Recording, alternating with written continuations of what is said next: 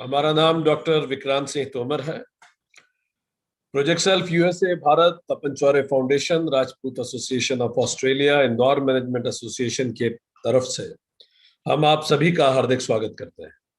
दोस्तों, हम लोग भगवत गीता सीरीज में 18वें अध्याय पे चर्चा कर रहे हैं और हमने पिछले सेशन में बात की थी कि ज्ञान, कर्म, बुद्धि, कर्ता, धृति और सुखम, ये 6 चीजें मिलके इंसान का व्यक्तित्व बनाते हैं। आज हम यहां से बात शुरू करेंगे। हमने पिछले सेशन में बात की थी कि किस प्रकार ये 6 चीजें हमारा स्वभाव बनाते हैं और जैसा हमारा स्वभाव होता है वैसा ही हमारा वर्ण होता है। ज्ञान का अर्थ how do you see the world, आप दुनिया को कैसे देखते हैं। कर्म का अर्थ what you like to do. बुद्धि, हाउ डू यू थिंक। कर्ता, हु यू आर। धृति, आपको प्रेरित क्या करता है, व्हाट मोटिवेट्स यू। सुखम, व्हाट मेक्स यू हैप्पी, आप किस चीज में खुश होते हैं। यही सब तो आप हैं, तो यही आपका स्वभाव है और स्वभाव के अनुरूप ही व्यक्ति वर्ण में विभाजित होता है। तो 4 प्रकार के वर्ण भगवान ने बताया, ब्राह्मण, क्षत्रिय, वैश्य और शूद्र। यहां तक हमने पिछले अध्याय में बात की थी। आज यहां से आगे बात शुरू करेंगे। ये जो 4 वर्ण है जो स्वभाव के अनुरूप बनते हैं, ये वर्ण बाय बर्थ नहीं है, ये हमारे नेचर के आधार पर है, डिस्पोजिशन के आधार पर है, हमारी वासना के आधार पर है, हमारे टेम्परामेंट के आधार पर है, हमारी प्रवृत्ति के आधार पर है, हमारी प्रकृति के आधार पर है। ये जन्म आधारित नहीं है। अब श्लोक 42 से भगवान एक एक करके इन सभी वर्णों की क्वालिटीज बताते हैं। आप कैसे पता लगाएंगे कि आप कौन से वर्ण में हैं? तो श्लोक 42 भगवान बताते हैं ब्राह्मण वर्ग वर्ण के स्वभाव क्या है। तो पहला है शमः। शमः मतलब सेरेनिटी, अंतःकरण का निग्रह, उसका मन उसके कंट्रोल में रहता है। आप किसको ब्राह्मण कहेंगे ये भी आप समझ सकते हैं इस बात से। दूसरा दमः, सेल्फ रिस्ट्रेंट, इंद्रियों का दमन, अपने शरीर पर भी अपना नियंत्रण। ब्राह्मण वो जिसका मन उसके नियंत्रण में हो और उसका शरीर भी उसके नियंत्रण में हो। तीसरा शरीर नियंत्रण का मतलब 5 इंद्रियां, स्वाद उसके नियंत्रण में हो, नींद उसके नियंत्रण में हो, उसमें आलस्य ना हो, यही है इंद्रियों पर नियंत्रण। ठीक। तीसरा तपह। तपह मतलब तपना, धर्म पालन के लिए कष्ट सहने को भी तैयार रहना, सही करने के लिए, सत्य की स्थापना के लिए, सही कार्य करने के लिए भले कष्ट ही सहना पड़े तो भी वो व्यक्ति तत्पर हो, वो होता है ब्राह्मण। चौथा शौचम, प्यूरिटी, अंदर की पवित्रता और बाहर की भी पवित्रता। बाहर की पवित्रता मतलब अपने शरीर को साफ शुद्ध रखे, अंदर की पवित्रता का मतलब अपने विचार, अपने शब्दों को, अपने भावनाओं को पवित्र रखे। पवित्र का मतलब ऐसा कि वो प्रभु के सामने अर्पित कर सके, ऐसा जो वो ऑल इंडिया रेडियो पे अनाउंस कर सके, इतने पवित्र विचार। पांचवा शांति ही, श्रांति ही, फॉरगिवनेस, दूसरों के अपराधों को बड़ी आसानी से क्षमा कर पाना। आप खुद भी देखिए, अपने अंदर देखते जाइए कितनी आप में ब्राह्मणिक क्वालिटीज है। दूसरों के अपराधों को तुरंत क्षमा कर देना। छठा आर्जवम, uprightness, straightforward, straightforward in the dealing of life. जो मन में है वो कहना मुंह पर, मन में कुछ बोलना कुछ, करना कुछ, ऐसा नहीं। आर्जवम, ईमानदारी, व्यवहार, फियरलेसनेस आती है इससे। सातवां आस्तिक्यम, faith, believe in some higher values, किसी हायर में, बिलीव इन हायर, किसी उच्च आदर्शों में विश्वास रखना। उच्च आदर्श परमात्मा हो सकते हैं, अपना ट्रू नेचर हो सकता है, सेल्फ भी हो सकता है। आस्तिक्यम जो स्वयं में विश्वास रखे, जो परमात्मा में विश्वास रखे, बात एक ही है। आठवां ज्ञानम, ज्ञानम का अर्थ जिसने शास्त्र का अध्ययन किया। शास्त्र का मतलब जो जीवन के बारे में बताते हैं, ऐसे शास्त्रों का अध्ययन किया। जीविका के बारे में नहीं, जीवन के बारे में उसका अध्ययन हो। नवा, नाइन्थ और अंतिम, विज्ञानम, realization, direct experience of the wisdom. उसने रियलाइजेशन किया हो, ब्रह्मानुभूति रही हो, उसे स्थिर ना हो पर फिर भी ब्रह्म स्पर्श जरूर हुआ हो, उसको रियलाइजेशन के ग्लिम्सेस जरूर मिले हो, विज्ञानम। सो ये 9 क्वालिटीज ब्राह्मण में होती है। शमः, दमः, तपः, शौचम, शांति, आर्जवम, आस्तिक्यम, ज्ञानम और विज्ञानम। अब भगवान आगे बताते हैं एक क्षत्रिय में क्या क्वालिटीज होती हैं, आप अपने अंदर देखते जाइए। ठीक, श्लोक 23, 7 क्वालिटीज भगवान क्षत्रिय की बताते हैं। पहली, शौर्यम, वीरता, किसी से न डरना, फियरलेसनेस। दूसरा, तेजह, बोल्ड, तेज होता है उसमें। तीसरा, धृति, फोर्टिट्यूड, संकल्प, एक बार संकल्प ले ले तो वो उसको करके गुजरता है, ये क्षत्रिय की क्वालिटी है। चौथा, दाक्षम, दाक्षम मीन्स प्रॉम्प्टिट्यूड, चतुरता, एजिलिटी, दक्षता आप कह सकते हैं, ये दाक्षम। पांचवा, अपलायनम, not fleeing from the battle, पीठ दिखा के वो कभी नहीं भागता। अवेंजर मूवीज की एक डायलॉग हमें बड़ा पसंद आता है, उसमें वो जो सुपर हीरोज होते हैं, कोई समस्या होती है तो एक सुपर हीरो दूसरे को कहता है कि जब समस्या आती है तो आम व्यक्ति समस्या की से दूर भागता है, पर सुपर हीरो वही होता है जो समस्या की तरफ भागे। So they run towards the problems, not away from the problems. तो कोई भी समस्या है तो उससे पीठ नहीं दिखाते, वो सामना करते। सो ये अपलायनम, ये उनकी क्वालिटी होती है क्षत्रियों की। दानम, जेनरोसिटी, वो जेनरस जेनरस होते हैं, दान करते हैं, ये क्षत्रिय क्वालिटी है। ईश्वर भाव, अगर वो शासन भी कर रहे हैं तो ये मान के करते हैं कि सारी प्रजा मेरी पुत्र है, ये उनमें सोचने का तरीका होता है। उनके सोचने में हमेशा ये बातें आती हैं कि मैंने कितनों की सेवा की, मैंने समाज को क्या दिया, मैंने कितने के आंसू पोंछे, कितनों को मुस्कुराहटें दी। उनकी life is give and forgive, दो और भूल जाओ, ये क्षत्रिय जीवन है। ये आपको 4 पुरुषार्थ में धर्म से थोड़ा जुड़ा हुआ प्रतीत होता है। ब्राह्मण आपको मोक्ष से थोड़ा जुड़े हुए प्रतीत होंगे। वो ये पूछेंगे कि मैंने आज सीखा क्या, मैंने खुद को कितना जाना।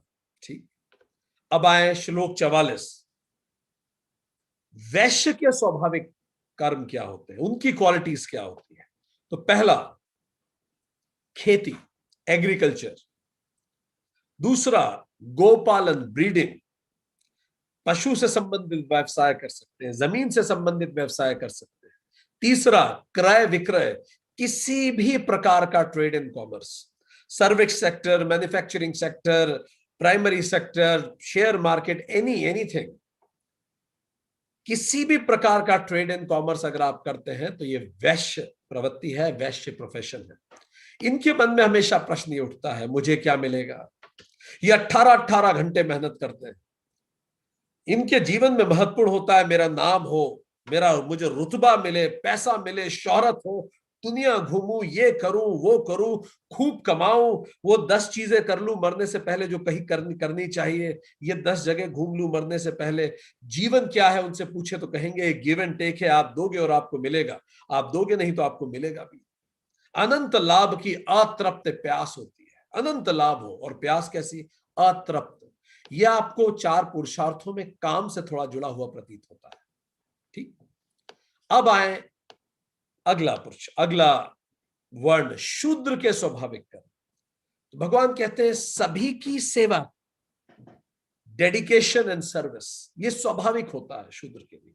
ठीक, इन लोगों से आप मिलेंगे तो ये अक्सर कहते हुए पाएंगे मुझे डिसीजन ना लेना पड़े, मुझे कोई निर्णय ना करना पड़े, कोई मेरी जगह निर्णय ले ले सबसे अच्छा, मुझे बता दे करना क्या है। ये निर्णय लेने से हमेशा घबराएंगे, डिसीजन नहीं लेंगे।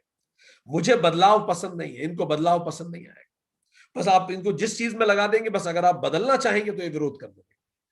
इनके मन में हमेशा प्रश्न आता है, दूसरों ने मुझे क्या दिया, देश ने मेरे लिए क्या किया, समाज ने क्या किया, लाइफ क्या है, टेक टेक लेते रहो। ठीक, बस आज की कट जाए, बस इतना सोचते हैं। ठीक, आलसी होते हैं। इनको अगर आप जोड़ें, इनको अगर आप देखें, तो पुरुषार्थ जो अर्थ का है उसके करीब पाएंगे आप। ठीक, लूज कनेक्शन आपको इन चारों में दिखेगा। सो भगवान आगे कहते हैं, तो अभी ये तो आइडेंटिफाइड हुआ कि हमारे स्वभाव के अनुरूप 4 तरह के वर्ण हैं, हम सभी 4 तरह के हैं। आधुनिक कॉर्पोरेट भी इसको डिस्क प्रोफाइलिंग इसी तरह की चीजों में डेवलप करते हैं वो लोग। ठीक, कि व्यक्ति की प्रोफाइलिंग करें, कैसा एम्प्लॉय है हमारा, उसकी कैरेक्टरिस्टिक ट्रेड्स क्या है। 45 श्लोक भगवान कहते हैं, स्वे स्वे कर्मणि अभिरतः नरः समसिद्धिम लभते।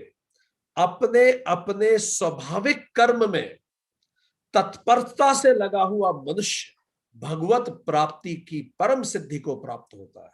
तो करना क्या है, जैसा आपका स्वभाव है वैसा कर्म कीजिए, जैसा आपका डिस्पोजिशन है वैसा प्रोफेशन चुनिए, जिस चीज के लिए बने हैं वो कीजिए।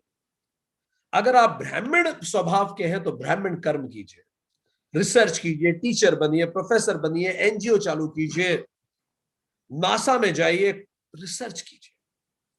अगर आप क्षत्रिय डिस्पोजिशन के हैं तो फौज में जाइए, सिविल सर्विसेज में जाइए, एनजीओ खोलिए, डॉक्टर बनिए, जहां आप लोगों की सेवा कर सकें। कोई भी प्रोफेशन जो लोगों की सेवा करता है। अगर आपका वैश्य डिस्पोजिशन है तो व्यवसाय कीजिए, नौकरी कतई मत कीजिए, व्यवसाय कीजिए।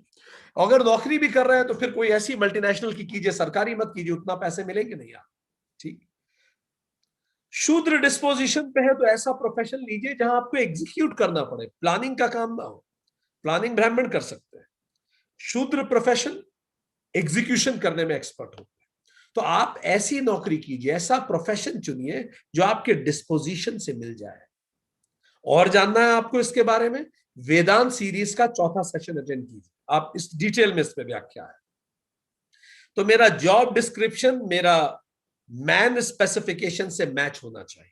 ठीक, तभी जॉब जॉय बन जाएगी और आपको 2 नौकरियां नहीं करनी पड़ेंगी।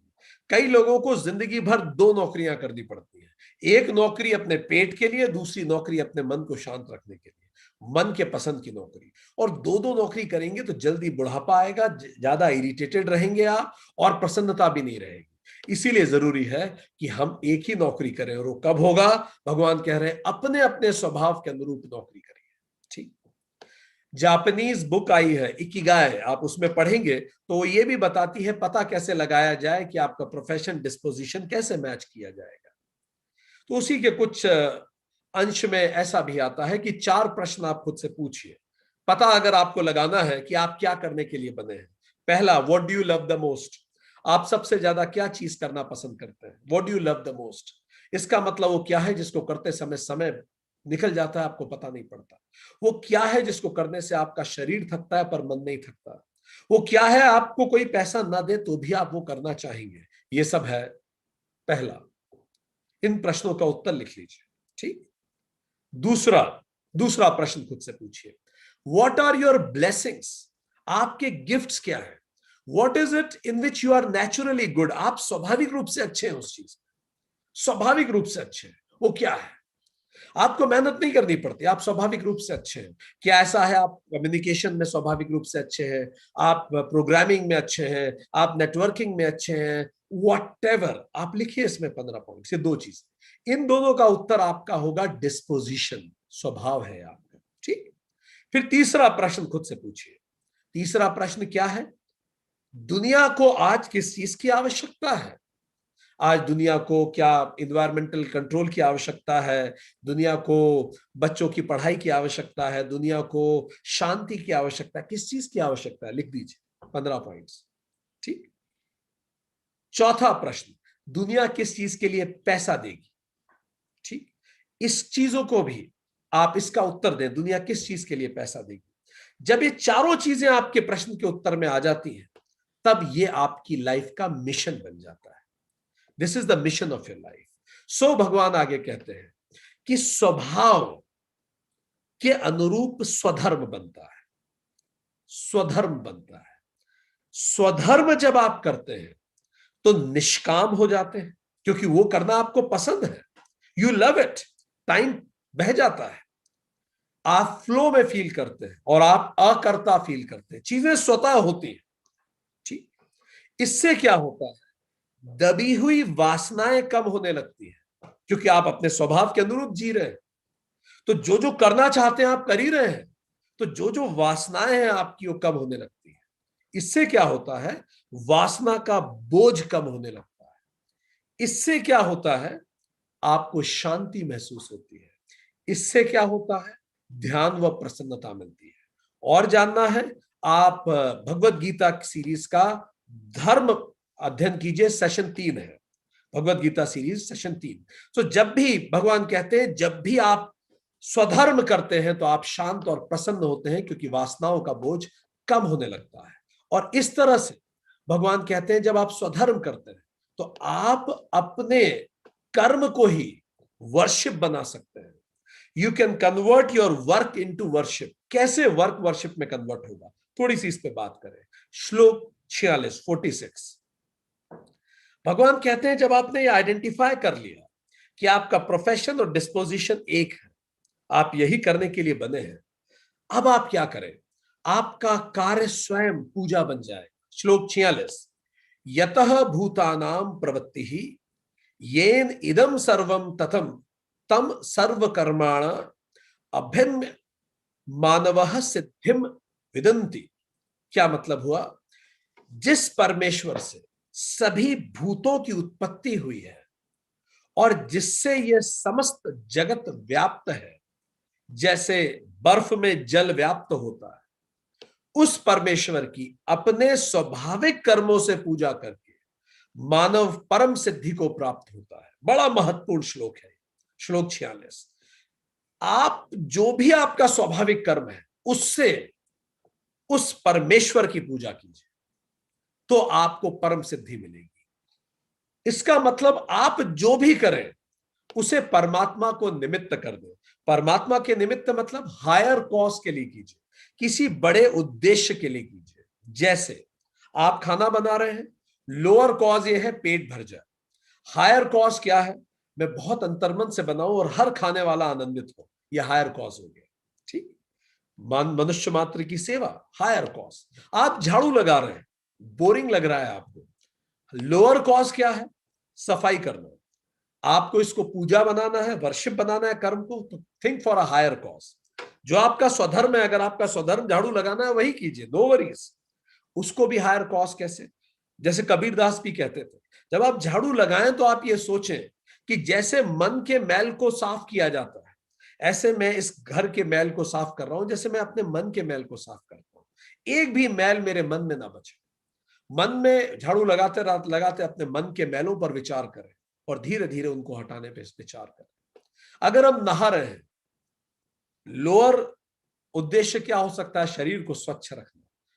हायर ऑब्जेक्टिव क्या हो सकता है, अगर इसे पूजा बनाना है, वर्शिप बनानी है, ये शरीर उस परमात्मा का मंदिर है, इस मंदिर को साफ सुथरा रखो। इस भाव से जब आप स्नान करेंगे, अपने आप ये वर्शिप बन जाए।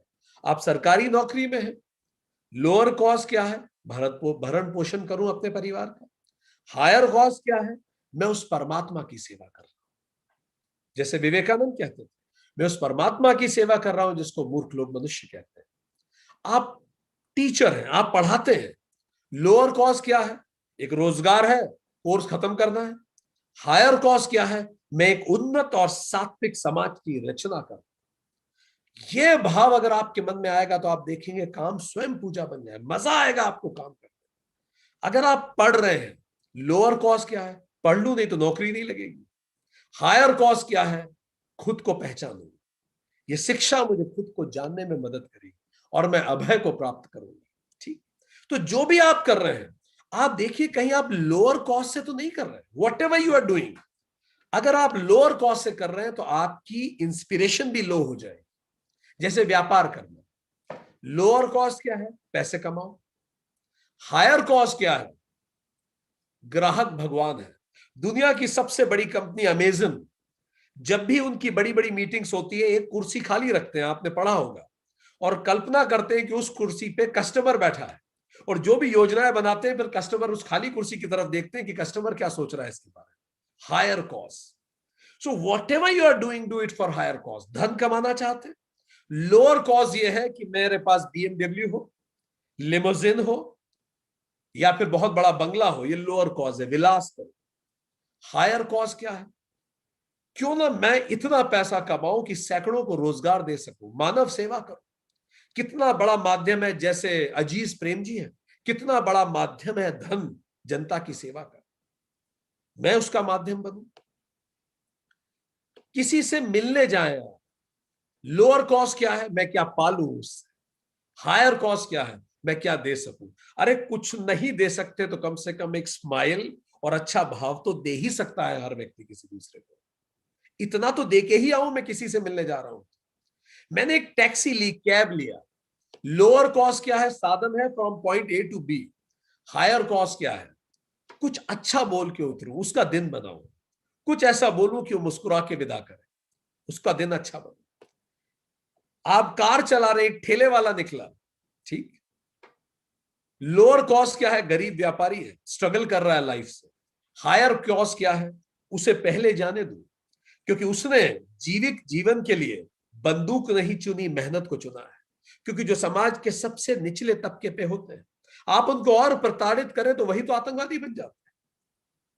तो उसने मेहनत चुनी। हो सकता है ये पिछले जन्म का कोई अरबपति रहा हो और उसने जाना हो कि धन संपदा से कुछ नहीं होता, और इस बार बाय डिसीजन उसने ये विपन्नता चुनी हो। ठीक, आगे वो पानी पूछ लूं मैं उससे। कोई मेरी बुराई करता है, लोअर कॉस्ट क्या है? बुरा है, मैं भी उससे कम बोलूं। हायर कॉस्ट क्या है? शायद वो अभी दुनिया को ढंग से देख नहीं पाता, उसका दर्शन सुधरेगा, वो अपनी यात्रा पे है, उसे ब्लेसिंग्स दो। आपका हर काम वर्शिप बन जाएगा। भगवान कह रहे हैं जो भी आपका स्वधर्म है, ठेला चलाना हो, झाड़ू लगाना हो, खाना बनाना हो, इंडस्ट्री करना हो, स्वधर्म को हायर कॉस्ट पे लगाइए। ये बहुत ताकतवर श्लोक है। आप खाना बना रहे हैं, आप खाना खा रहे हैं, लोअर कॉस्ट क्या है? पेट भरूं अपना। हायर कॉस्ट क्या है? उस परम को पोषित करो। ठीक, आप किसी के पैर दबा रहे हैं, लोअर कॉस्ट क्या है? किल्लत है पैर दबाना, काम खत्म करूं और जाऊं। हायर, अब दबाना तो है ही 10 मिनट, तो हायर कॉस्ट पे शिफ्ट हो जाइए, इसके रोग हर लो, इसको सुख दे दो। हमेशा हर पल shift for a higher cost. आप देखेंगे लाइफ में क्वालिटेटिव चेंजेस होंगे। आप कहीं लीडर है, किसी को सजा देना है, लोअर कॉज नालायक है, इसको सजा जरूरी। हायर कॉज मेरे पुत्र समान है, टीका लगना जरूरी है इसके। ये जो मैं टीका लगाऊंगा, वैक्सीनेशन सजा है, इसे दर्द होगा, पर ये इसके हित में है। इस मन से, सद्भाव से सजा दीजिए। किसी को नौकरी से निकालना है, मक्कार है इसलिए निकाल दिया, ये लोअर कॉज है। हायर कॉज क्या है? मेरी संस्था वो उसके दोनों के हित में ये था कि वो डिसकंटिन्यू करे, प्रभु उसका भला करे, मैं उसे किसी लेसर जॉब के लिए रिकमेंड कर सकता हूं। किरण बेदी जी ने तो तिहाड़ जेल से जो कैदी अपनी सजा पूरा करने के बाद बाहर निकले, उनके लिए तक कैंपस इंटरव्यू आयोजित करवाए थे जब वो तिहाड़ जेल में आईजी थी। सो इस तरह से भगवान कह रहे हैं अपने कर्मों को तू योग बना दे, हर कर्म का उद्देश्य दैवीय कर दे। जैसे ही हर कर्म का उद्देश्य दैवीय होगा, ये योग हो जाएगा। उपासना योग इसी को कहते हैं, उद्देश्य आप दैवीय करते हो। ठीक, उपासना बना दे हर कर्म को, उपासना योग हो गया। आईएएस एकेडमी में ट्रेनिंग में के दौरान कई लोग बोलते हैं, महात्मा गांधी भी कहा करते थे, जब भी आप अगर कहीं कलेक्टर हैं, एसपी हैं, किसी प्रशासनिक पदों पर हैं, कोई भी निर्णय लेने से पहले सोचिए वो जो समाज के आखिरी लाइन में आखिरी व्यक्ति खड़ा है, मेरा ये निर्णय उसके हित में कैसे है। आप राजनेता है, वो जो पंक्ति में अंतिम व्यक्ति खड़ा है, उसका कैसे हित होगा। बस आपका कर्म उपासना बन जाएगा, ये उपासना योग हो गया। ठीक, वही कर्म कीजिए जो कर रहे हैं, उस कर्म को निष्काम करके कीजिए, ये कर्म योग हो गया। ठीक, उसको हायर को सबमिट कर दीजिए, उपासना योग। निष्काम होके कीजिए, कर्म योग हो गया, वही कर्म। और उस कर्म को इस जागरूकता से कीजिए कि मैं तो अनंत यात्री हूं, एब्सोल्यूट रियलिटी को याद करके कीजिए, तो यही ज्ञान योग हो गया। तो भगवान ये कह रहे हैं, अर्जुन अपने स्वाभाविक कर्म को ही योग बना ले, कहीं कुछ और करने की जरूरत ही नहीं है, तू परम को प्राप्त कर लेगा। श्लोक 47 में भगवान कहते हैं, क्योंकि अगर तू ये सोचे कि मैं किसी और का धर्म ले लूं तब मेरे जीवन में उन्नति होगी, तो याद रखना परधर्म से हर हाल में स्वधर्म बेहतर होता है। श्लोक 47 भगवान कहते हैं, अच्छी तरह से किए गए परधर्म से भी गुण रहित स्वधर्म बेहतर होता है। 50 क्वालिटीज तुम्हें दिख रही हो परधर्म में, तो भी स्वधर्म करो। स्वधर्म मतलब जो तुम्हें अपने नेचर के पास लगे, जिसमें तुम्हें शांति मिले, जिसमें तुम्हें अच्छा लगता हो। दुनिया कुछ भी कह रही है उसे कहने दो। What you feel is close to your heart. What you feel you are born to do. यही उत्तर तो प्रिंस हैरी ने, एक्स प्रिंस हैरी ने अपने इंटरव्यू में दिया कि मैंने राजपाट इसलिए छोड़ दिया, मेरा मन नहीं लगता था। आज मैं एक नौकरी कर रहा हूं, मैं उसमें खुश हूं, अपना स्वधर्म कर रहा हूं। तो परधर्म में आप खुश नहीं रहेंगे, क्योंकि वो आपके स्वभाव के विपरीत है, इसीलिए तो परधर्म है। ठीक, इस और आपको करना पड़ रहा है। अब ये पढ़ना ही मतलब है कि आपके अंदर वासनाएं आएंगी, करना पड़ता है, मन मारना पड़ेगा रोज रोज। तो क्या होगा, मन में वासनाएं बनेंगी, जीवन में काश आएगा, काश में ऐसा करता, काश में वैसा करता, और इससे जीवन गलत दिशाओं में जाने लगेगा। इसीलिए भगवान आगे कहते हैं कि किसी भी स्थिति में परधर्म को नहीं चुनना है, स्वधर्म को चुनना है। हमने शायद पहले भी कभी कहा होगा, अपने आसपास आप किसी अधिकारी को भी देखिए। एक लड़का है जो क्षत्रिय गुणधर्म का है, यूपीएससी से कलेक्टर बनता है। कलेक्टर होना या डीएम होना भी क्षत्रिय प्रोफेशन है। ये व्यक्ति वो है जो समाज का कल्याण करेगा, वो पैदा ही हुआ है ये करने की, वो समाज का कल्याण करेगा। पर एक व्यक्ति है जिसका गुण धर्म वैश्य है, वो पैसा कमाना चाहता है, योग्य है, मेहनती है, सेलेक्ट होके अधिकारी बन गया, सरकारी नौकरी में आ गया, पर उसकी अंदर वासना क्या है, पैसा कमाने की। तो क्या करेगा, इस पद का दुरुपयोग करके पाप करेगा, क्योंकि वासनाएं तो बहुत कमाने की है, तनख्वाह लिमिटेड है, तो फिर वो गलत दिशाओं में जाएगा। आपके आसपास आपको जितने लोग करप्ट दिख रहे हैं, उनमें से मेजॉरिटी करप्ट इसी कारण है, किसी भी रूप में। सो भगवान ये कहते हैं कि जीवन में काश बढ़ेंगे तुम्हारे, पाप बढ़ सकते हैं। श्लोक 48 सदोषम अपि सहजम कर्म न त्यजेत, दोष पूर्ण होने पर भी सहज कर्म को मत त्यागना। अगर वो दोषपूर्ण भी है, उसमें कुछ कमियां भी हैं, आप उतना नहीं कमा पा रहे हैं, ठीक, बट स्टिल आप खुश तो हैं। उसमें कुछ कमियां हो सकती, बट डू व्हाट यू, जो तुम्हारे नेचर के अनुरूप हो। ठीक, क्योंकि भगवान कहते हैं जिस तरह से धुआं अग्नि को घेरे रहता है, हर कर्म में कोई ना कोई दोष होता ही है, हर कर्म में दोष होता है। जो लोग सेलेक्ट नहीं हो पाते उनको लगता है सेलेक्ट हो जाते तो पता नहीं क्या हो जाता, जो हो जाते उनसे पूछिए। हर जगह कुछ ना कुछ कमी होती है। तो ऐसा कुछ नहीं कि कोई प्रोफेशन 100% हो, कोई कर्म 100% हो, हर जगह कुछ ना कुछ कमियां होती है, हर रिश्ते में, हर स्थिति में, हर नौकरी में। इसीलिए यह बेहतर है जो तुम्हारा स्वधर्म है वो करो। दो फोर्सेस होते हैं जो हमारे एक्शन को कंट्रोल करते हैं। एक है मेरी वासना, मेरा नेचर। मेरा एक्शन किन चीजों से कंट्रोल होता है, पहला मेरा नेचर, जिसको हम कहेंगे इंटरनल वासना, मेरी वासना। दूसरा बाहरी दबाव, बाहरी प्रभाव, इसको आप नर्चर कह सकते हैं, एक्सटर्नल वासना कह सकते हैं, दूसरे लोग जो आप पे प्रभाव डाल रहे हैं। ठीक, सो भगवान ये कहते हैं कि अगर तुम सहज कर्म करोगे, अपनी वासना के अनुसार करोगे, तो तुम इसको निष्काम होके कर पाओगे, अकर्ता भी बन पाओगे, क्योंकि तुम स्वाभाविक हो करोगे, इसीलिए तुम इसको निष्काम कर पाओगे और जीवन के एक्सपेरिमेंट में बेहतर कर पाओगे। अपने क्रोध, अहंकार, काम, ईर्ष्या, लालच, इनको जीत पाओगे। पर यदि तुमने बाहरी दबाव में आके काम किया तो होगा क्या, तुम अपनी वासना के विपरीत गए, अपने प्रकृति के विपरीत गए, तो क्या होगा, क्रोध, अहंकार, काम, ईर्ष्या, लोभ ये और बढ़ेंगे तुम्हारे अंदर। तुम वो कर रहे होगे जिसके लिए तुम बने नहीं। इसीलिए इससे फिर नई वासनाएं बनेंगी, नई नई वासनाएं बनेंगी, तुम्हें गुस्सा आएगा, तुम्हें जल्दी इरिटेशन होगा, क्योंकि तुम बेमन से कर रहे हो जो भी कर रहे हो। ठीक, इससे तुम्हारे अंदर रिप्रेशन आएगा। अगर तुम उसको अंदर दबाओगे तो धीरे धीरे वो रिप्रेशन डिप्रेशन में कन्वर्ट हो जाएगा। सो भगवान कहते हैं दोषपूर्ण तो सभी कर्म है, क्योंकि तीनों ही कर्म, सारे कर्म त्रिगुणमयी वासना से प्रेरित है। इसीलिए भले दोषपूर्ण ही क्यों ना हो, तुम स्वधर्म करो। तो भगवान बड़ी जोर से इस बात को पुनः स्थापित करते हैं कि अर्जुन किसी भी स्थिति में स्वधर्म नहीं छोड़ना है।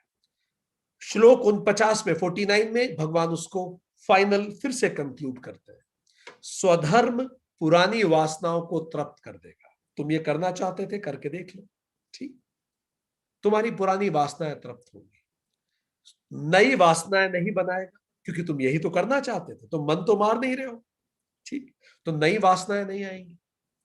तो इससे क्या होगा, तुम्हारा कर्मयोग सिद्ध होने लगेगा, तुम मन से करोगे, इससे तुम्हारा चित्त शुद्ध रहेगा, इससे तुम उपासना कर पाओगे और तुम ज्ञान प्राप्ति के रास्ते पे बढ़ पाओगे, चरम पे पहुंचोगे।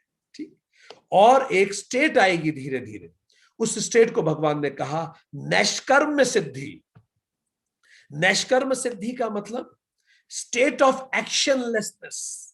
वो स्वतः होता है, किसी भी ओलंपिक प्लेयर से देखिए, वो स्वतः है, स्वतः आता है स्टेट ऑफ एक्शनलेसनेस। ये कैसी, इसी को भगवान ने कहा संन्यास योग। तब तुम एक्शनलेस स्टेट में जाओगे, संन्यास योग में जा पाओगे। क्या मतलब हुआ, कैसे संन्यास योग कैसा होता है, आसक्ति रहित, माइंड बॉडी और इंटेलेक्ट से डिटैच हो जाओगे। आप मैराडोना से पूछो, जब वो खेलता है ना माइंड होता है, ना बॉडी होती, ना इंटेलेक्ट होता है, बस खेल होता है और कुछ नहीं होता। लता मंगेशकर से पूछ लीजिए, वो गाती है, इनमें से कुछ नहीं होता। विवेकानंद से आप पूछिए, जब वो पढ़ते हैं, इनमें से कुछ नहीं होता। वो आप खुद से ही डिटैच हो जाते हैं, इतना मन लगता है आपका। ठीक, दूसरा क्या होता है, विगत स्प्रह, नो बाउंडिंग डिजायर्स। काम में ही इतना मजा आता है कि रिजल्ट्स की डिजायर्स बाउंडिंग हो ही नहीं, काम ही इतनी खुशी देता है कि रिजल्ट मिले ना मिले मुझे कोई फर्क नहीं पड़ता। यह भी स्वाभाविक होगा। आप किसी भी अच्छे प्लेयर से मिलिए, आपको ये सारे पॉइंट्स मिलेंगे उसमें, क्योंकि वो स्वधर्म कर रहा है। ठीक, तीसरा जीतात्मा, जीता हुआ अंतःकरण, सबड्यूडेड ईगो, अकर्ता हो जाता है। उस समय वो खुद का भी होश उसे नहीं रहता, वो उसमें समा जाता है अपने कार्य में। सो वो व्यक्ति नैष्कर्म सिद्धिम अधिगच्छति। तो भगवान ने बताया फिर चरम या पराकाष्ठा क्या होती है उसकी। पराकाष्ठा ये होती है कि वो व्यक्ति नैष्कर्म सिद्धि को प्राप्त करता है, वो चरम पे पहुंचता है। और यही स्वधर्म को अपनाने का फायदा है। अगले श्लोक में भगवान बताते हैं, श्लोक 50, कि ज्ञान योग की पराकाष्ठा भी नैष्कर्म सिद्धि ही है। तो जब तुम स्वधर्म से आगे बढ़ोगे तो धीरे धीरे तुम ज्ञान योग की पराकाष्ठा पे पहुंचोगे। इस तरह से तुम्हें तुम्हारा कर्म ही ज्ञान की तरफ लेके जाएगा, संन्यास की तरफ लेके जाएगा, और ब्रह्माप्नोति, और धीरे धीरे तुम ब्रह्म तक पहुंचोगे।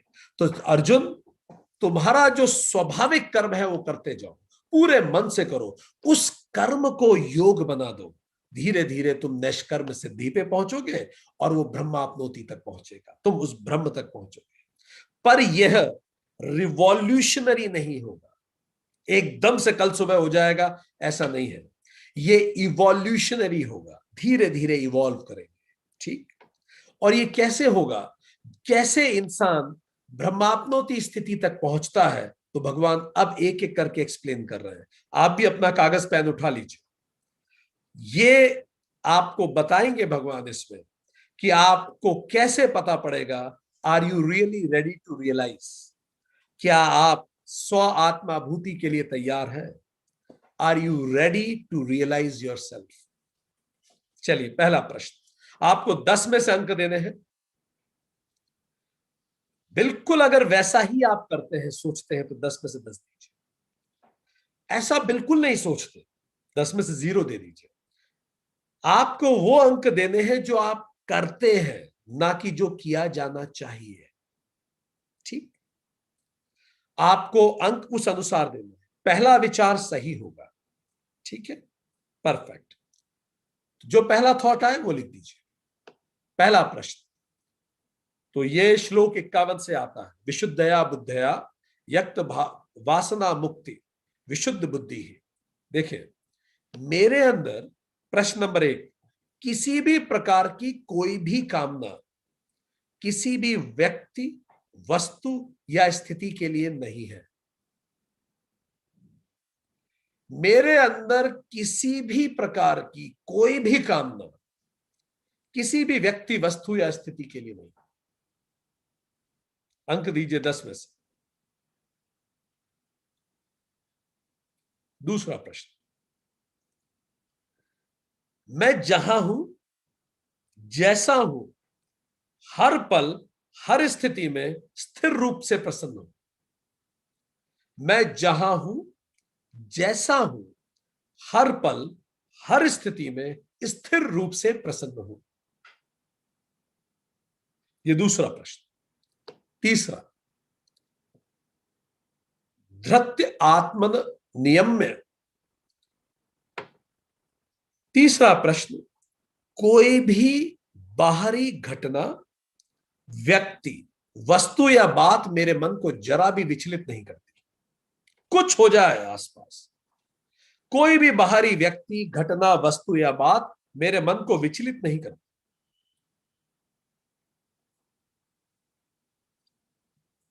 या आसपास महामारी फैल रही है, कुछ हो रहा है, मेरा मन कतई विचलित नहीं होता है सब पढ़ के, देख के।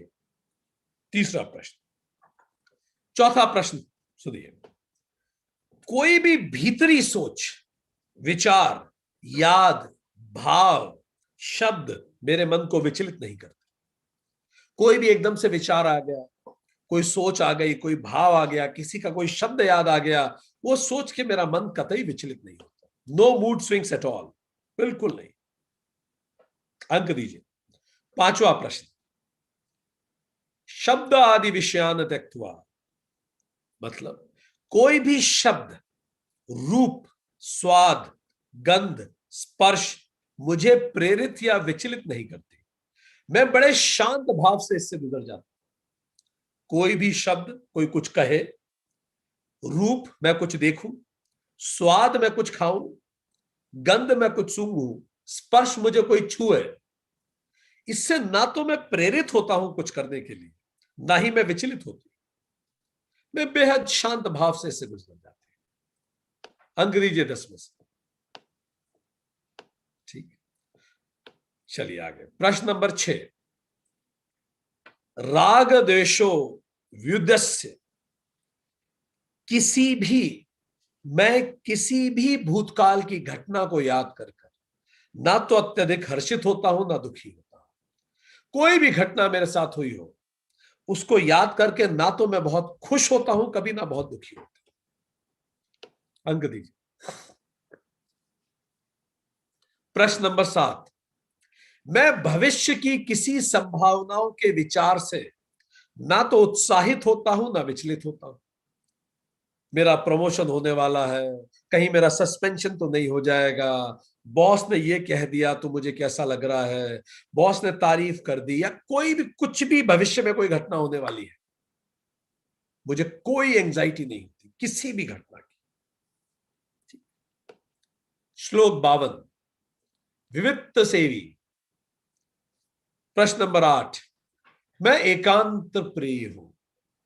मैं लंबे समय तक किसी भी व्यक्ति या वस्तु की उपस्थिति के बिना बड़ी सहजता से एकांत में रह सकता हूं। अंक दीजिए। अभी हम बता देंगे आपको how much are we ready to realise. ठीक, हो सकता है ये प्रश्न खत्म होते होते कुछ लोग सोचें कि रियलाइज करना ही नहीं है, अगर ये रियलाइजेशन है तो। ठीक है, आगे बढ़े। क्वेश्चन नंबर 9, लघु आशी, हल्का, नियमित आहार लेने वाला हूं।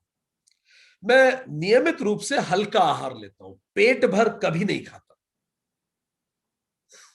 Question number 9। क्वेश्चन नंबर 10, यत वाक, मैं केवल अत्यंत आवश्यक होने पर ही बोलता हूं, नहीं तो मैं बोलता ही नहीं। आवश्यक हो बस उतना ही बोलता हूं। ये क्वालिटीज भी गौर से ध्यान रखते जाइए। These are really divine qualities. ये केवल क्वेश्चनियर नहीं है, ये रिमाइंडर है, ये चेकलिस्ट भी है। चलिए 11वां प्रश्न। मेरी वाणी पर मेरा पूर्ण संयम है। कभी भी कोई भी शब्द मेरे मुंह से यूं ही नहीं निकलता। कुछ बोल दिया मैंने, गुस्से में दुखी होके बोल दिया, चिढ़ के बोल दिया, ऐसा नहीं होता। अगर मैंने बोला है तो बहुत सोच समझ के निकला है मेरे मुंह से। प्रश्न नंबर 12। यत काम यत काय मेरा शरीर पूरी तरह से मेरे वश में है। मैं जो भी संकल्प या विचार करता हूं, शरीर निर्विरोध साथ देता है। व्रत के दिन मैंने कह लिया शाम तक पानी नहीं पीना, तो फिर मन भी नहीं होगा पीने का, शरीर क्रेविंग नहीं करेगा उसकी। मैंने कह दिया सुबह 4 बजे उठना है, तो 4 बजे शरीर लेटाएगा नहीं जबरदस्ती। शरीर पूरी तरह से मेरे वश में है। मेरे संकल्पों में निर्विरोध साथ देता है। अगला प्रश्न 13वां। यत मानसः मेरा मन पूर्णतः मेरी बुद्धि के वश में। मैं हर स्थिति में जो सही है वो करता हूं, ना कि जो अच्छा लगता है वो करता हूं।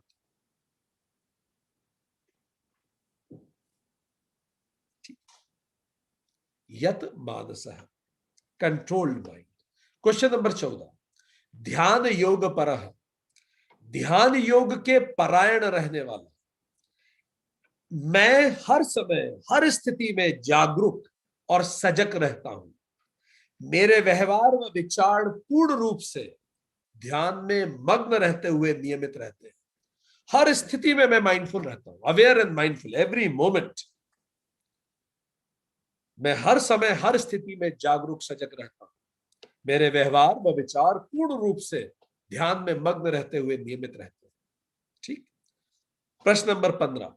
नित्यम वैराग्यम समुप्राशित। भौतिक संसार रिश्तों के प्रति मैं नित्य वैराग्य में रहता हूं। उन रिश्तों, व्यक्तियों या वस्तुओं के होने या न होने से मुझे कोई फर्क नहीं पड़ता। नित्यम वैराग्यम समुप्राशित। क्वेश्चन नंबर, अब श्लोक नंबर 53 क्वेश्चन नंबर 16। अहंकारम कोई मेरा सम्मान करे तो मुझे प्रसन्नता नहीं होती, और मेरा अपमान करे तो मुझे दुख या रोष नहीं होता। अंक दीजिए। अगर बिल्कुल आप ऐसे हैं तो 10 में से 10 दे दीजिए।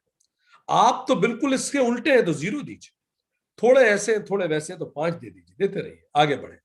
प्रश्न नंबर 17।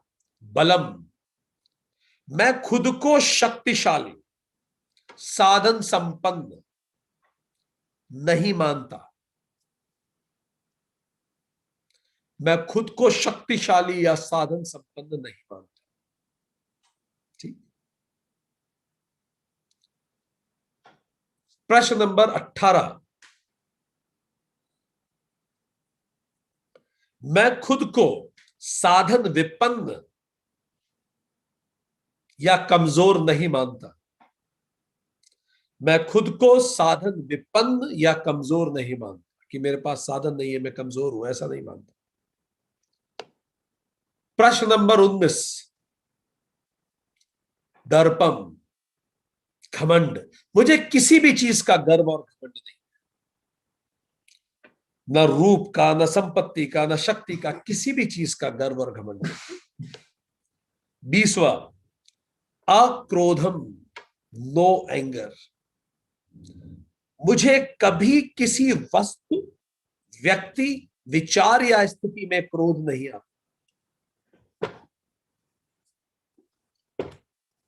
20वां। अगला। अपरिग्रहम 21वां प्रश्न। मैं ना तो किसी वस्तु या रिश्ते को प्राप्त करना चाहता हूं, न ही संग्रहित या पजेस करता हूं। मैं ना तो किसी व्यक्ति, वस्तु या रिश्ते को प्राप्त करना चाहता हूं और न ही उसे संग्रहित करता हूं, पजेस करता हूं। अगला 22वां प्रश्न, किसी भी वस्तु, रिश्ते या व्यक्ति के खोने का मुझ में कोई डर नहीं।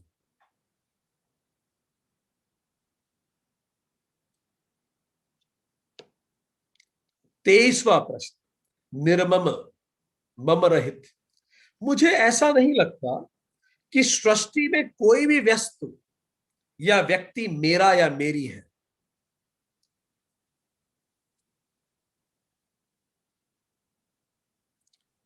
परफेक्ट। 24वां प्रश्न, शांत, पीसफुल, मैं हर पल हर स्थिति में पूर्ण शांत रहता, पूरी तरह से शांत रहता। अब इसमें ये जो 24 प्रश्न है, आप स्केल लिख लीजिए। आपको 10 में से जितने अंक दिए हैं आप उसे जोड़ लीजिएगा। अगर आपके 0 से 20% है तो रियलाइजेशन के सीड हैं, आप में सीड है। अगर आपके 20 से 50% है तो आप बिगिनर है, you are beginning to realise. यदि आपके 50 से 80% है तो आप प्रैक्टिशनर हैं, आप रियलाइजेशन को प्रैक्टिस कर रहे हैं। यदि आपके 80 से 90% तो आप एक्सपर्ट हैं, एक्सपर्टीज आपकी डेवलप हो रही है। यदि आप 90 से 99% तक आपके अंक हैं तो आप मास्टर हैं। और अगर 100 में से 100 अंक हैं आपके, then you are a grand master, you are ready to be realized. नैष्कर्म सिद्धि की स्थिति में आप हैं, पूर्ण संन्यास के लिए आप तैयार हैं। अगर ये स्थिति में आप हैं, अपने अंक जोड़ लीजिएगा, प्रतिशत निकाल लीजिएगा। भगवान आगे कहते हैं, श्लोक 54, ऐसा ब्रह्मभूत, रेडी टू बी रियलाइज, प्रसन्नात्मा, एवर हैप्पी, ना सोचती, कभी दुखी नहीं होता, ना आकांक्षयति, कभी उसमें डिजायर नहीं होती, सर्वभूतेषु सम, सबके लिए एक जैसा होता है, परम मद भक्ति लभते, ऐसा परम ज्ञानी मेरी भक्ति को प्राप्त हो जाता है। ये बड़ा महत्वपूर्ण सेंटेंस है। भगवान ने कहा जो परम ज्ञानी होता है वो मेरी भक्ति को प्राप्त हो जाता है। अक्सर ये माना जाता है ज्ञान और भक्ति, कई लोग कहते भी हैं जो सही नहीं है कि ज्ञान और भक्ति एक दूसरे के विरुद्ध है। भगवान कहते हैं ऐसा परम ज्ञानी स्वतः भक्त हो जाता है। जब व्यक्ति ज्ञान के चरम पे पहुंचता है तो भक्ति स्वतः आती है। आइंस्टाइन कहते थे, the more I study science the more I believe in God. Edison कहते थे, there is a supreme intelligence beyond doubts, कुछ है जो इस पूरी सृष्टि को चला रहा है, इसमें कोई डाउट नहीं। ये दुनिया के सबसे टेक्निकली सबसे इंटेलिजेंट ब्रेन्स में से माने जाते हैं। एडिसन, आइंस्टाइन, निकोला टेस्ला कहा करते थे, the gift of mental power comes from God, the divine being, and if we concentrate our minds on that truth, we become in tune with this great power. ये जो सोचने की क्षमता है ये भी वही परमात्मा देता है। निकोला टेस्ला जो आज के अमेरिका के पूरे इलेक्ट्रिफिकेशन के पितामह माने जाते हैं। न्यूटन कहा करते थे, I have fundamental believe in Bible as the word of God, I study Bible daily. Newton. APJ Bharat के पूर्व राष्ट्रपति कहा करते थे, as a child of God I am greater than anything that can happen to me. So हर स्थिति में हम ये देख पाते हैं कि जो भगवान कह रहे हैं कि जिस तरह से जैसे जैसे आप में ज्ञान बढ़ता है भक्ति स्वतः आती है। Faith in something which is higher. Stephen Hawkins लिखते हैं, I don't believe in any God जो दाढ़ी वाला है और या ऊपर बैठ के दुनिया को चला रहा है। I believe in an higher power, higher system जो इस दुनिया को चलाता है। कोई सिस्टम है जो इस दुनिया को चलाता है। I don't believe in a personal God. Realising self as higher, extreme connect with all, धीरे धीरे हमारा सबसे कनेक्ट हो जाता है। भगवान आगे कहते हैं इस पराभक्ति के द्वारा, श्लोक 55, इस पराभक्ति के द्वारा मुझे जो मैं हूं, जितना हूं, ठीक वैसा ही तत्व से जान लेता है, वो तत्काल मुझ में प्रविष्ट कर जाता है। जिस पल हम पूरी तरह से इस बात को समझते हैं कि there is a bigger power, there is a bigger intelligence जो हम सबको चला रहा है, और जब हम उसको आत्मसात करते हैं तो हम उसी में प्रवेश कर जाते हैं। प्रवेश का मतलब हम अंदर किसी फिजिकल एंटिटी में नहीं करते, उसे जानना वो हो जाना है। जैसे एक dreamer enters into the waking state, जैसे एक ड्रीमर वेकिंग स्टेट में जाता है, उसी तरह से तत्त्वम असि हम उसको रियलाइज कर लेते हैं। श्लोक 56 में भगवान बोलते हैं मेरे परायण हुआ, जो सेल्फ रियलाइज हो जाता है। क्वालिटीज क्या है? वो 24 क्वालिटीज उस क्वेश्चनियर में है। उन क्वालिटीज के द्वारा जो रियलाइज कर लेता है, वह व्यक्ति सभी कर्मों को करता हुआ मेरी कृपा से सनातन अविनाशी परम पद को प्राप्त हो जाता है। वो अपने कर्म करता रहता है। कबीर दास जी अपने कर्म करते रहते थे, रहीम दास जी अपने कर्म करते रहे। वो जो कर रहा है वही करता रहता है, पर वो अविनाशी पद को प्राप्त होता है। शाश्वतम अव्ययम परम पदम आपनोति, वो परम पद पे प्राप्त हो जाता है, क्योंकि वो इस दुनिया की ट्रुथ को रियलाइज करता है, और वो जो भी कुछ करता है वह करता हो जाता है। सो क्या मतलब भगवान ने क्या कहा?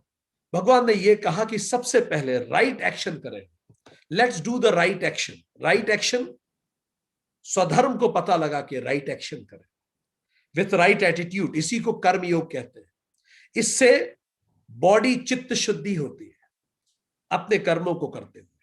फिर क्या करें? मन वाणी और भावों पर नियंत्रण करें, इससे चित्त स्थिति होती है, इसी को उपासना योग कहते हैं। पर मन वाणी और भाव तभी नियंत्रित हो पाएंगे जब स्वधर्म कर रहे होंगे।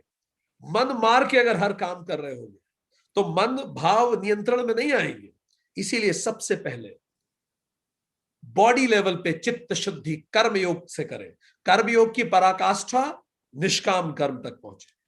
फिर उपासना योग करें, मन शांत होगा, वाणी भावों पर नियंत्रण करें, सब कुछ ईश्वर अर्पणम कर दे, उपासना में लग जाए।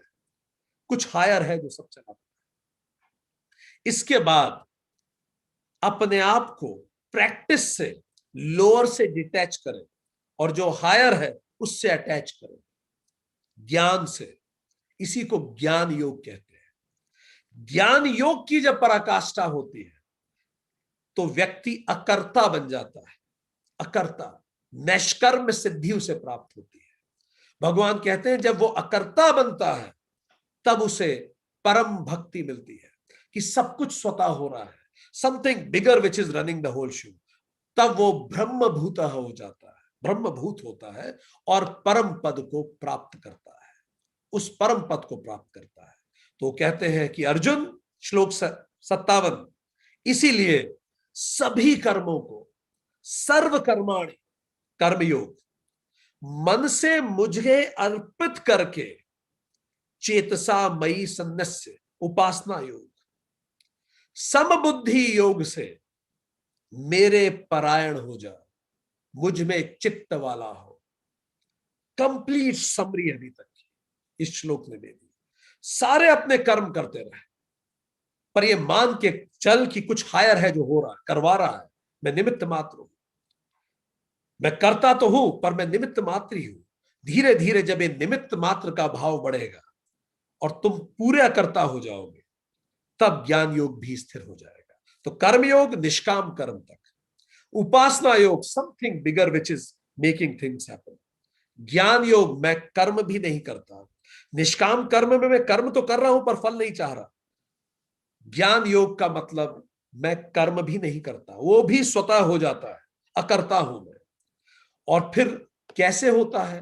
कुछ है जो मुझसे सब कुछ करवाता है। थिंग्स हैपन, आई विटनेस, मेरे पारायण हो जा, मुझ में चित्त वाला हो।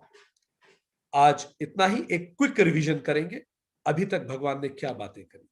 सो हमने देखा कि भगवान ने बात करी कि जैसा स्वभाव होता है वैसा वर्ण होता है, और वर्ण ब्राह्मण, क्षत्रिय, वैश्य और शूद्र होता है। और ये वर्ण जन्म आधारित नहीं, कर्म और वासना आधारित है। ब्राह्मण की क्वालिटी शम, दम, तप, शौचम, शांति, आर्जवम, आस्तिकम, ज्ञानम, विज्ञानम भगवान ने बताई। उसके बाद भगवान ने बताया कि जो क्षत्रिय होता है उसकी क्वालिटी भी शौर्यम, तेज, धृति, दाक्षम, अपलायनम, दानम और ईश्वर भावम होती है। वैश्य खेती, गोपालन, क्रय और विक्रय करता है, और जो शूद्र होता है वो दूसरों की सेवा करता है। अपने स्वभाव को जान और स्वभाव के अनुरूप स्वाभाविक कर्म में करते हुए जो व्यक्ति जीवन जीता है वो परम सिद्धि को प्राप्त करता है। क्योंकि जब तुम स्वभाव करोगे, स्वभाव के अनुरूप स्वधर्म का पालन करोगे, तो ही निष्काम हो पाओगे। धीरे धीरे ये निष्काम होना तुम्हें अकर्ता बनाएगा। इससे तुम्हारी दबी हुई वासनाएं कम होने लगेंगी, नई वासनाओं का बोझ कम होगा, तुम्हारे में शांति बढ़ेगी और ध्यान व प्रसन्नता बढ़ेगी। तो अर्जुन, जो भी कर रहे हो वही करते रहो, कर्म मत छोड़ो, पर उस कर्म को ईश्वर अर्पणम कर दो।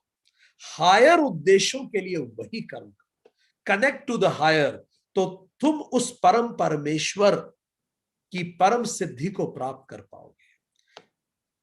तो जो भी कर्म करे उसको दैवीय करे, उसको दैवीय कर दे, उद्देश्य बढ़ा दे तो उपासना योग हो जाएगा। उसको निष्काम कर्म से करे तो ये कर्म योग हो जाएगा। और उसे इस जागरूकता से करे कि मैं एक विजिटर हूं, एब्सोल्यूट रियलिटी को याद करके करे, तो वही ज्ञान योग हो जाएगा। किसी भी स्थिति में स्वधर्म का पालन परधर्म से बेहतर है, क्योंकि परधर्म में तुम्हारा मन मरता है, परधर्म में नई वासनाएं बनती है, परधर्म में फिर तुम पाप करते हो, क्योंकि तुम वो करने के लिए बने नहीं। इसीलिए कितना ही अच्छा दिखता हो परधर्म, तुम स्वधर्म करो, हमेशा खुश रहोगे, नई वासनाएं नहीं बनेंगी और तुम पाप नहीं करोगे। इसीलिए दोषपूर्ण होने पर भी स्वधर्म को मत त्यागो, अच्छा दिखने के बाद भी परधर्म को मत लो, क्योंकि दोष तो सारे कर्मों में होते, सारे ही कर्म त्रिगुणमयी वासना से बने होते। ऐसा कोई कर्म नहीं है जिसमें कोई कमी ना हो, सभी में होती है। तो जब सभी कर्मों में कमी है तो कम से कम वो कर्म करो जो तुम्हारे दिल के करीब है। दो फोर्सेस आपको जीवन में चलाते हैं, पहला मेरी वासना और दूसरी बाहरी दबाव। बाहरी दबाव पर अगर मैं अपने पूरे जीवन को चला दूंगा तो मेरे अंदर वासनाएं बढ़ेंगी। तुम सहज कर्म करो, निष्काम भाव से करो, इससे तुम्हारे अंदर वासनाएं समाप्त होंगी, तुम रिप्रेशन नहीं करोगे, डिप्रेशन की तरफ नहीं जाओगे। भगवान फिर आगे कहते हैं कि किस तरह से, जब इस तरह से तुम आगे बढ़ते हो तो पुरानी वासनाएं खत्म होती है, और इसी को नैष्कर्म सिद्धि कहते हैं। नैष्कर्म सिद्धि ही संन्यास योग है। इसका मतलब आसक्ति रहित, नो बाउंडिंग डिजायर्स, और अपने अंतःकरण को जीत लेना होता है। और जब व्यक्ति ये कर लेता है तो ज्ञान योग की पराकाष्ठा होती है नैष्कर्म सिद्धि में, और व्यक्ति रेडी टू रियलाइज हो जाता है, ब्रह्म आपनोति के लिए तैयार हो जाता है। और कैसे वो खुद को रियलाइज करता है, उसमें क्या गुण होते हैं, पूरे 24 पॉइंट्स हमने इसमें चर्चा करी कि कैसे वो खुद को रियलाइज कर सकता है। और अंतिम में भगवान फिर वो कहते हैं कि ब्रह्म भूताय, ब्रह्म भूत होने के लिए ऐसा व्यक्ति जो हमेशा प्रसन्न रहता है, कभी दुख नहीं रहता, कोई आकांक्षा नहीं, सर्वभूतों में सम रहता है, वो मुझे ही प्राप्त करता है। क्योंकि जो परम ज्ञानी होता है वो स्वतः परम भक्त बन ही जाता है, उसे जानना ही वो हो जाना है। इस पराभक्ति से जब तुम्हें पराभक्ति मिलती है तो तुम मुझे जान लेते हो, जैसा मैं हूं बिल्कुल वैसा जानते हो, और तुम तत्काल मुझ में प्रविष्ट कर जाते हो। इसीलिए सारे कर्मों को करते हुए वो व्यक्ति मेरी कृपा से अविनाशी परम तक पहुंचता है। तो अपने कर्मयोग को करें, right action with right attitude, उसको निष्काम तक पहुंचाएं। उसके बाद किसी हायर में विश्वास रखें और अपने आप को नियंत्रित करें और अपनी चित्त स्थिति को स्थापित करें, ईश्वर अर्पणम तक पहुंचे। उसके बाद जो लोअर है उससे डिटैच करें, जो हायर है उससे अटैच करें और इससे ज्ञान योग तक पहुंचे। यह ज्ञान योग की पराकाष्ठा अकर्ता होना है, नैष्कर्म सिद्धि इसको कहते हैं। जो ज्ञानी होता है वो स्वतः भक्त हो जाता है और जो भक्त होता है उसको परम पद मिल जाता है। इसीलिए सभी कर्मों को मुझ में अर्पित करके समबुद्धि योग से मेरे परायण होकर मुझ में चित्त वाला हो। आज इतना ही।